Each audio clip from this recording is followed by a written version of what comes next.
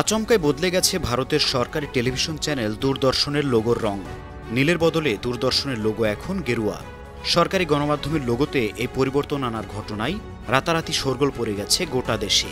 তবে যাদের বিরুদ্ধে সমালোচনার তীর সেই বিজেপি শিবির এখনও চুপ, মুখে কুলো পেটে আছেন মোদী প্রশাসনও। 1959 সালে ভারতে যাত্রা শুরু করে দূরদর্শন। বর্তমানে DD national, DD India, DD sports সহ 6টি রাষ্ট্রীয় চ্যানেল এবং ডিডি বাংলা, ডিডি বিহার সহ 17টি আঞ্চলিক চ্যানেল পরিচালনা করে দূরদর্শন। তবে লোকসভা ভোটের মধ্যেই লোগোর রং পরিবর্তন করে গেরুয়া করায় অনেকেই অবাক হয়েছেন। ভোটের সময় এই রং বদলের পেছনে অনেকেই রাজনীতির ছায়া দেখছেন। এরকম ভাবার যথেষ্ট কারণও রয়েছে। ক্ষমতাসীন ভারতীয় জনতা পার্টি বিজেপির দলীয় রং গেরুয়া।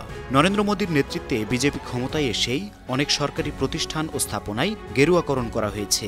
বিজেপি শিবিরের এমন তালিকায় সর্বশেষ যুক্ত হল সরকারি প্রচার মাধ্যম।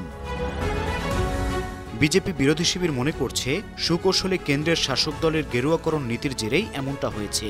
পশ্চিমবঙ্গের মুখ্যমন্ত্রী ও তৃণমূল কংগ্রেস নেত্রী মমতা বন্দ্যোপাধ্যায় বলেছেন, যখন দেশজুড়ে সাধারণ নির্বাচন চলছে তখন হঠাৎ করেই দূরদর্শনের লোগোর রং বদলে গেরুয়া করে ফেলা হয়েছে।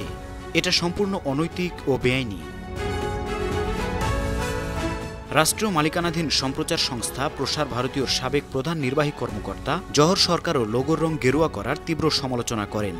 তিনি বলেন, লোগোর রং নীল থেকে গেরুয়ায় পরিবর্তন করায় এটা এখন আর প্রসার ভারতী নেই, এটা একটা বিশেষ দলের প্রচার ভারতী।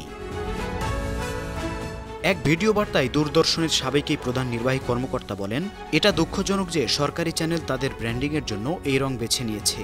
তবে সেটা কমলা বা অন্য কোনো রং হতে পারত। লক্ষ লক্ষ মানুষ এটা দেখে। কোনো নির্দিষ্ট ধর্মের রং ছড়ানোর জন্য এই প্ল্যাটফর্ম ব্যবহার করা ঠিক নয়। এদিকে সরকারি গণমাধ্যমের লোগো গেরুয়াকরণের বিরুদ্ধে সমালোচনার ঝড় অব্যাহত থাকলেও একেবারে মুখে কুলু পেটেছেন ক্ষমতাসীন বিজেপি জোট ও মোদী প্রশাসন। তবে মুখ খুলেছেন প্রসার ভারতীর বর্তমান সিও গৌরব দ্বিবেদী।